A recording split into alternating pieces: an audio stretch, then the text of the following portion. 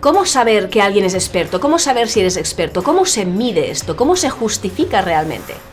No es fácil, pero realmente se puede, y yo voy a explicarte 5 características principales que tienes que tener, cuánto tiempo tienes que llevar. Te lo voy a explicar todo en este vídeo, pero primero ahora déjame que te presente las 3 explicaciones que verás más. Si lo buscas por internet, verás estas 3 explicaciones en todas partes y después te explico mi versión. Vamos a ello. La superpositiva.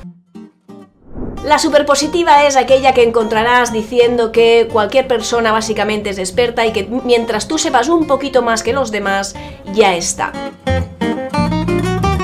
Pero aquí en verdad no están respondiendo si eres experto o no, están diciendo que sabes un poco más de los demás y esto está bien, ¿verdad? Y sí, puedes ofrecer servicios, puedes ofrecer cursos, pues mientras sepas más que los demás, pero esto en verdad no está respondiendo la pregunta si realmente eres experto. Las 10.000 horas de Malcolm Gladwell. Por supuesto, una de las personas que más han influenciado en la respuesta a cómo saber si somos expertos, cómo determinarlo, es Malcolm Gladwell. Escribió un libro que se llama Outliers, The Story of Success, y aquí básicamente él hacía un estudio donde justificaba, que decía, oye, yo lo que he estado viendo, he estado analizando muchísimas personas exitosas que son expertas, que etcétera, etcétera, y han dedicado una media de 10.000 horas a trabajar en ello, a perfeccionar eso, a saber, a ganar esa experiencia sobre algo. 10.000 horas. La prueba social.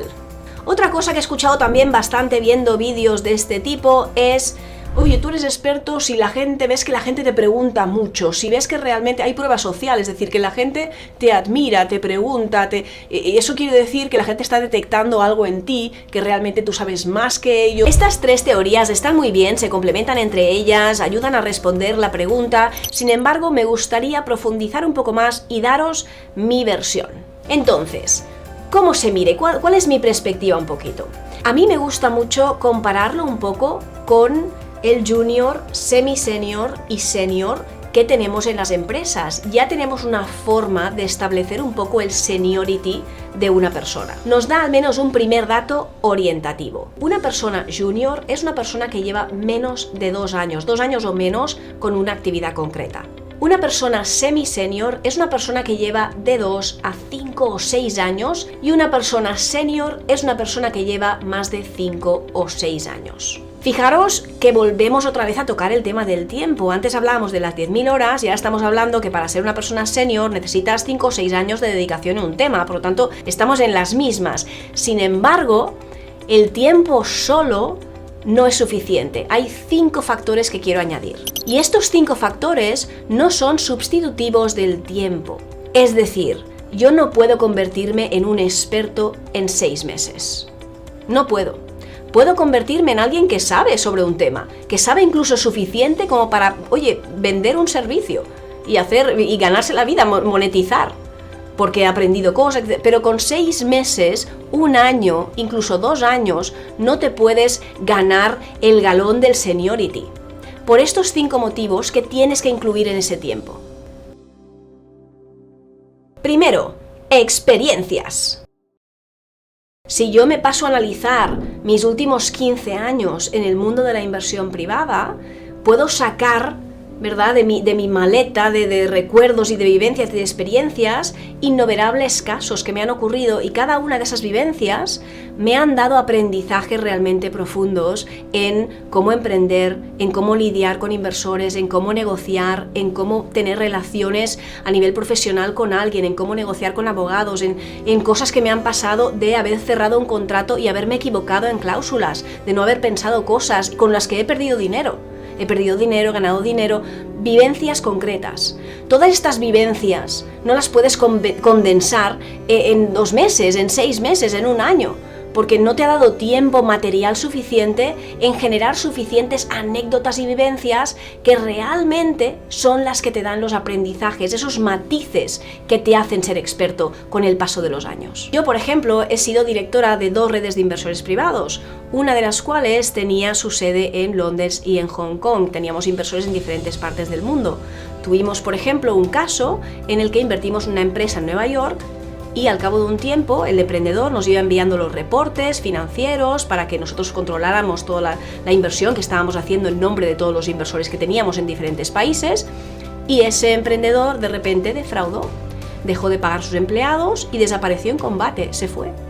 Y no estaba incomunicado. Al final uno de los trabajadores se contactó con los inversores, con nosotros, y nos explicó, oye, que llevamos unos cuantos meses sin cobrar, que los números no sé qué tal.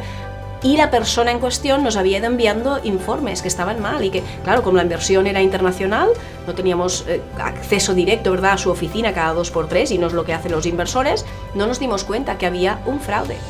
Tuvimos que ir inmediatamente para Nueva York, gestionar todo el tema, gestionar los problemas que tuvimos con inversores en India, en China, que se quejaron, incluso algunos pusieron denuncias, un montón de historias.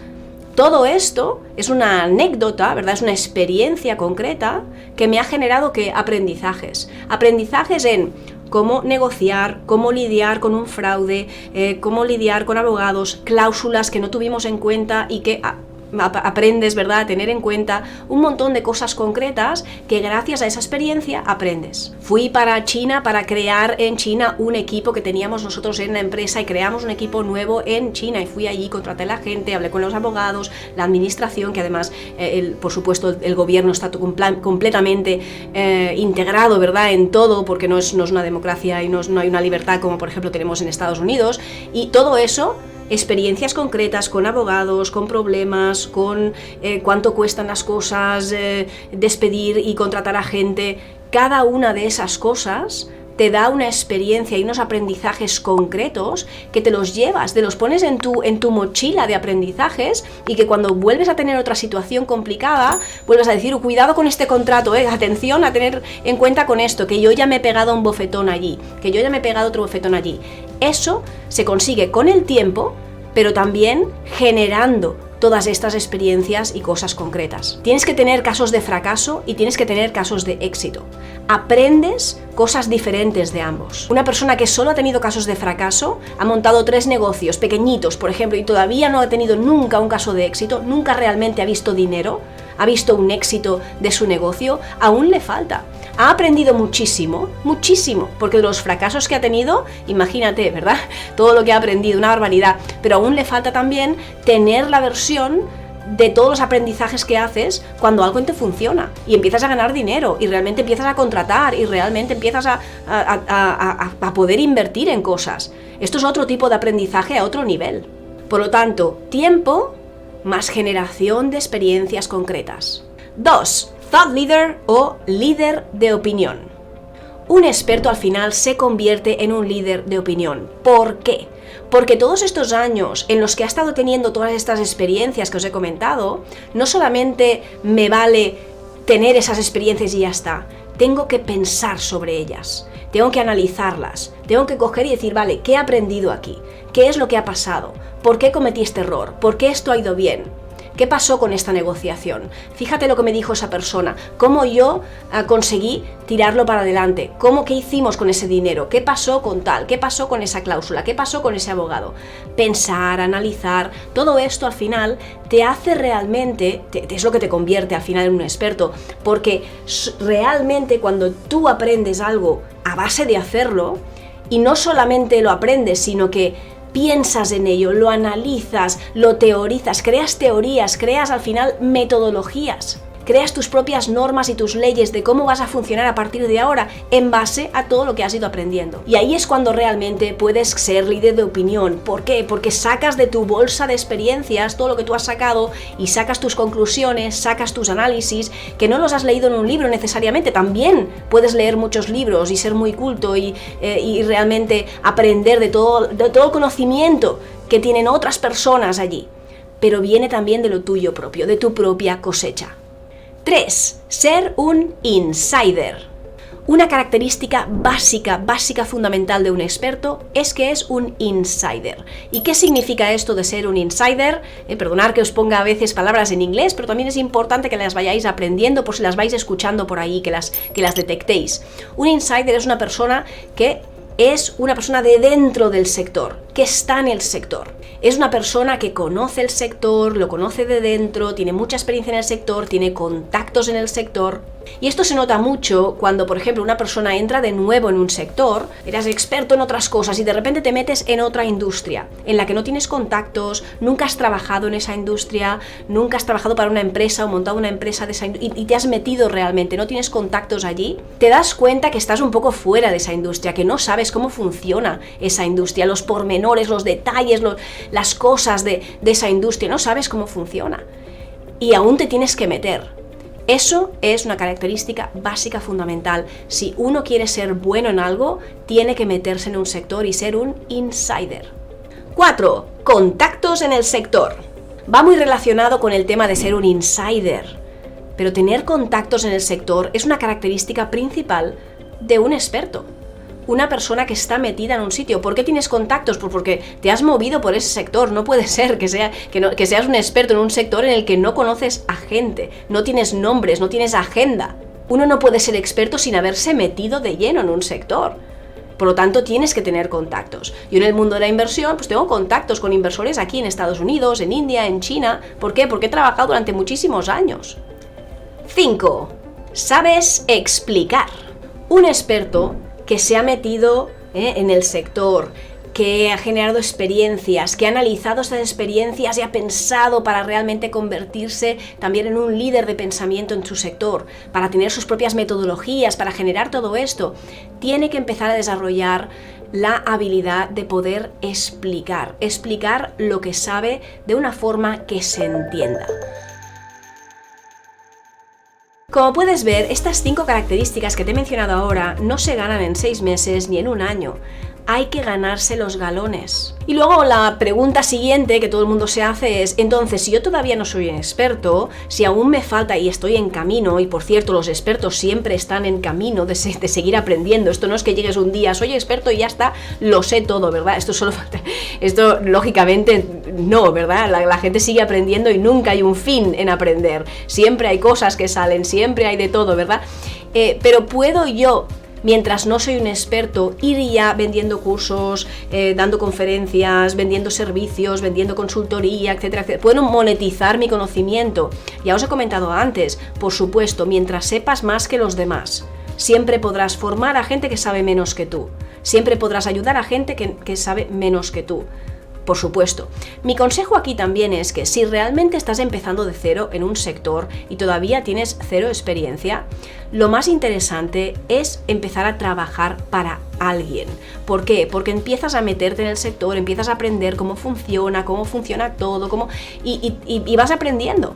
Y luego ya estás listo para decir, te lo montas por tu cuenta. Yo cuando empecé con el mundo de la inversión privada, lógicamente no empecé por mi cuenta. Yo trabajé en una empresa y después me conseguí ser la directora y después me fui a Estados Unidos y monté una red de inversores privados donde yo fui la directora, ¿verdad? Y luego a nivel de independiente, yo como independiente hoy en día sí que hago algunas transacciones y soy intermediaria en algunas operaciones que se hacen, sobre todo con conexiones que tengo en España, en otros países, aquí en Estados Unidos. Yo vivo aquí en California, en el Silicon Valley, y hago cosas como independiente, pero...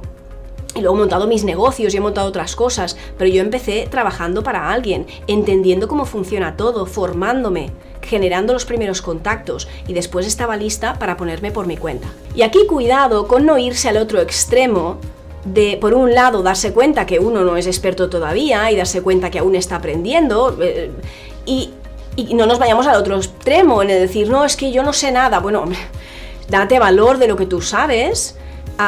Deja el síndrome del impostor a un lado, ¿verdad? Y realmente tírate a la piscina, empieza a crear tus propias experiencias y tira para adelante. Nunca te frenes por miedos, por inseguridades, por historias. Una cosa es no creerse más de lo que uno es todavía. Me pienso que soy experta y llevo 3 meses haciendo algo, ¿verdad? Pues no, porque entonces estás iluso, no estás realmente focalizado. Aún te faltan muchas cosas por saber y no te estás dando cuenta, ¿verdad? Te piensas que sabes más. Pero la mayoría de gente no tiene ese problema. Tiene el problema contrario, de pensarse que es mucho menos de lo que es. De que sabe mucho menos de lo que sabe. Date cuenta que realmente has generado muchas experiencias en el tiempo que llevas. Y esas experiencias son tu mochila. Dedica tiempo a analizarlas, dedica tiempo a pensar. dedica tiempo, lo que os decía aquí en estas características, y pon todo esto en valor, y sigue creciendo, sigue formándote, sigue creando experiencias en tiempo real. Pero que el síndrome del impostor no te tire para atrás, porque esto te impedirá seguir creciendo, y nunca, nunca hay un final. Siempre hay camino para arriba para seguir aprendiendo.